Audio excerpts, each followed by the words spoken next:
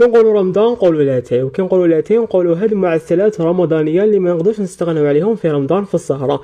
اليوم مع حلويات الامين راح نشوفوا ثلاثه في فيديو واحد، محنشه وسيجار وصامصه. تبعوا معايا نشوفوا الوصفه وطريقه التحضير.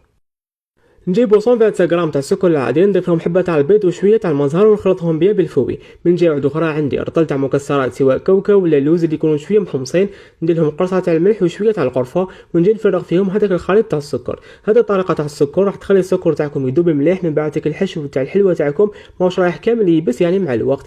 نبدا نضيف في المزهر تدريجيا ونضيف ثاني ملعقه صغيره تاع المارغرين اللي تكون طريه. باش نديرو السيجار كل ورقه تاع ديون نقسموها على زوج وندير لها حشو تاع 20 غرام. نبدا نرولي ومع الخل نسق بالخليط تاع الماء وشويه تاع الفرينه.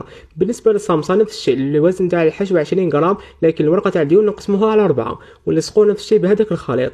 بالنسبه للمحنشه نكونوا فورنا شويه الورقه تاع ديون باش تطرى ونحط فيها الحشو تاع 30 غرام ونبدا نرولي ومع الخل ندير شويه تاع الغراء هذاك اللي كنا خدمناه وندخل فيها هذاك الكردو باش تحكم روحها كيما راكم تشاهدوا.